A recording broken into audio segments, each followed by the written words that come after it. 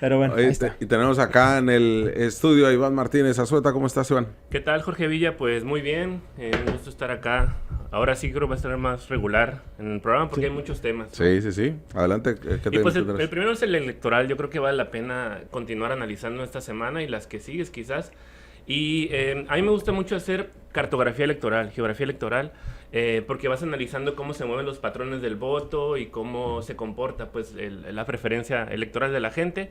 Lamentablemente no alcancé a terminarlos, me hubiera gustado traerlos acá, quizás el próximo programa, porque sí son interesantes, ¿no? Incluso contrastar elecciones anteriores con elecciones actuales. Claro. Pero algo de inmediato que vi en los análisis que estoy haciendo es que es evidente cómo hay una polarización del voto, ¿no? Como que se corrieron hacia las orillas el voto. Y lo menciono porque históricamente donde gana el PAN, donde la derecha, que es por ejemplo el corredor Justo Sierra, ¿no? Los Pinos, Claro.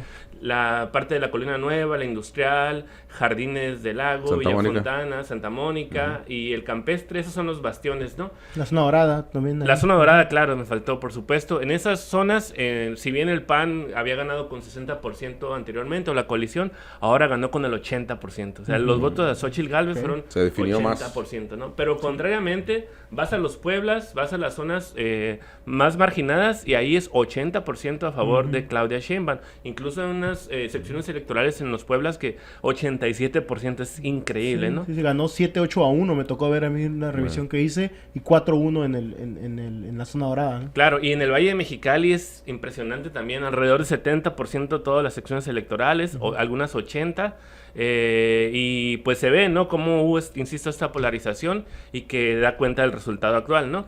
Y otra cosa que me parece importante sobre la historia electoral de Baja California es que pareciera increíble que en las últimas 4 elecciones, 2018, 2019, 2021, 2024, Morena se ha llevado carro completo. Es el único estado donde se ha logrado eso, ni en Tabasco. Ahora en la elección actual en Tabasco se ganaron diputaciones, la gobernatura y los ayuntamientos no. Y eso se debe, por un lado, a la geografía electoral propiamente de los estados, ¿no? Aquí lo acaban de comentar ustedes, como en los municipios más pequeños, como San Quintín y San Felipe, fue donde el margen fue más cerrado, ¿no? Entonces, lo que pasa es que antes, digamos, cuando los municipios eran pocos, normalmente las cabeceras municipales donde se concentra la población es la que determina la preferencia electoral, ¿no? Y en este caso, Claro. pues, las ciudades, ¿no? Las grandes ciudades.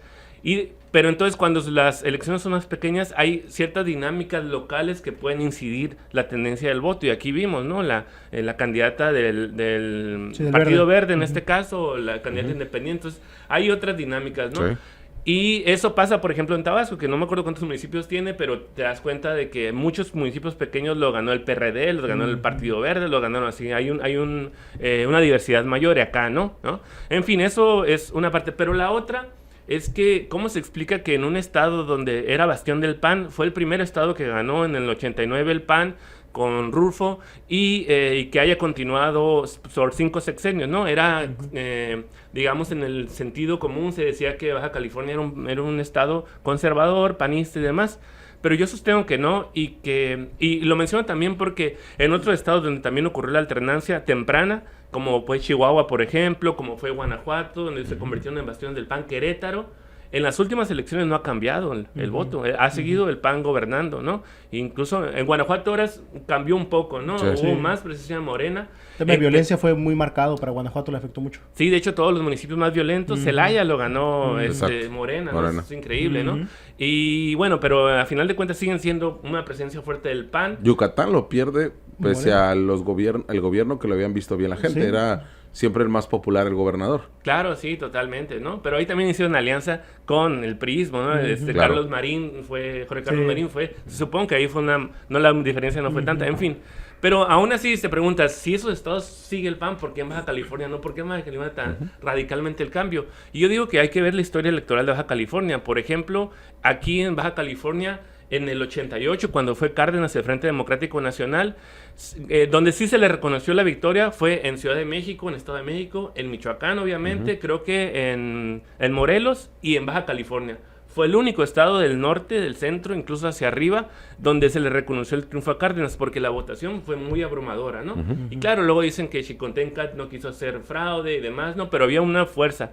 Entonces, a partir de eso, el siguiente año, digamos, cuando ya el PAN y el PRI pactan hacer una transición, un cogobierno, fue que le dan el triunfo a Rulfo Apel acá, ¿no? Y ahí empieza digamos, las 3 décadas de oscurantismo panista, ¿no?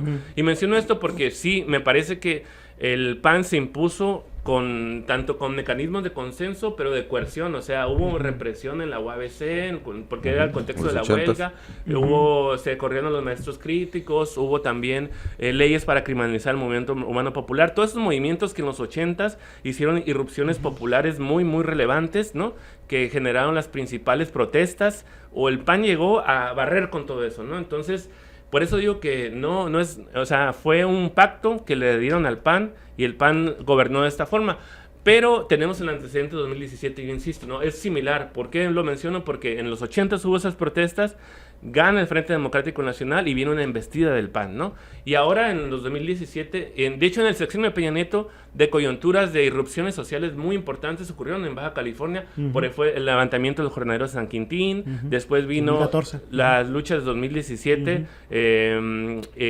por la defensa del agua, esas protestas nunca antes vistas, y te das cuenta de que ahí la gente, digamos, tenía una impugnación a esas políticas neoliberales de privatización que representaban estos gobiernos, y también nadie se esperaría de lo que ocurrió acá, ¿no? Entonces yo lo que digo es que Baja California es un pueblo progresista, y que tiene también mucha historia si le vamos rascando al asalto a las tierras, hablando de Mexicali, las protestas, el magonismo, todo eso, ¿no? Entonces me parece eso relevante, ¿no? De la historia, y bueno, y eso me parece que a mí que explica de alguna manera el resultado. Y ayer referíamos, por ejemplo, Iván, cómo es que pierde.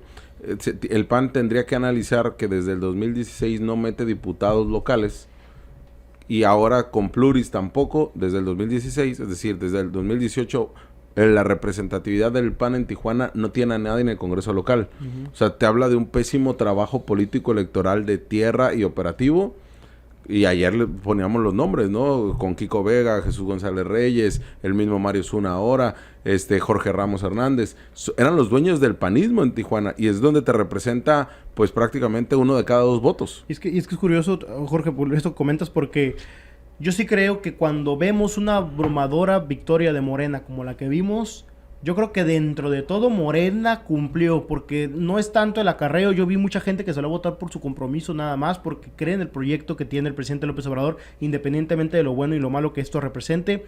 Quien no salió a votar es la gente que no quería votar por Morena y que no encontró una opción dentro del Partido Acción Nacional y de los demás partidos. O sea, aquí yo creo que el gran problema de nuestro abstencionismo en gran medida, y el gran problema de esto que tenemos con cargos completos, es porque los partidos de oposición no han podido hacer que la gente que no vota vaya a votar. La gran deuda de la votación es la oposición, realmente, ¿no? Sí, totalmente, y también explica eso, es otra característica de la geografía electoral, cómo es que Mexicali está poniendo los diputados del PAN. Pareciera que está fuerte el PAN, y sí, de hecho, revisa si solamente en estas zonas que mencionas donde el PAN tiene presencia fuerte. De hecho, también es donde hubo mucha votación, o sea, participación electoral, pero es que allá fue abrumadora la diferencia, ¿no? En Tijuana, ¿no? Tijuana aplastó. Aplastó completamente. Y la verdad es que se ofenderán los tijuanenses, sobre todo los candidatos. Muy malos candidatos de Morena. O sea, no fueron a debates, no hicieron recorrido, pero tenían la marca Morena con el presidente Andrés Manuel y con Claudia Sheinbaum. Está Jorge Ramos, lo eligieron a Jorge Ramos. Eligio Valencia Jr. Tenían Diego Arregui en el Senado. Son muy malos candidatos, y además no hicieron las partes de hacer los recorridos, y aún así ganaron de calle, ¿no? Sí, completamente, ¿no? Pero también sí hubo, a mí la otra vez estaba escuchando que analizaron el caso de San Luis Río Colorado, y ahí te das cuenta que la gente sí vota en contra de las personas también, no solamente la marca, con Santos González Yescas, que perdió, ¿no? Eso me parece que es bastante bueno, y te das cuenta de eso, que en realidad la gente sí cree en un proyecto, le está apostando a eso, pero no a toda costa, ¿no? Aleccionador, ¿no? Sí, y habrá que ver ahora cómo les va a estos nuevos morenistas. Oye, Iván, reconvertidos. Este caso sui generis que el Villa nos compartió el otro día de Heriberto Grijalva Vázquez, de la alcaldía de Rayón en Sonora, el que gana como candidato no registrado. Sí. ¿no? Eso no lo sabía. Sí, no estaba registrado, lo pusieron su nombre en la parte de abajo del recuadro, y pues la gente votó por él, y él obtuvo, creo que el 45% de las preferencias electorales, arrasó realmente en la elección. y el INE, ni el IE, no, bueno, el Instituto Electoral no se lo quiere dar el número bien. 711 veces pusieron su nombre, la comunidad de Rayón, por encima de los 674 votos que tuvo el PRI, PAN y PRD. Wow, es impresionante. Sí. No, pues es que eso da cuenta de que tiene que haber una reforma electoral, Exacto. sin duda, ¿no? No solamente es meter austeridad al INE, digamos que mucho de lo que se ha planteado, sino también formas de participación ciudadana, y lo hemos platicado en anteriores ocasiones, ¿no? Y aprovecho para comentar también, es interesante, algo que está pegando a la frontera ahora es el tema del dólar, ¿no? Y lo menciono porque ahí te das cuenta también cómo, digamos, los mercados, los poderes fácticos también inciden en las políticas, ¿no?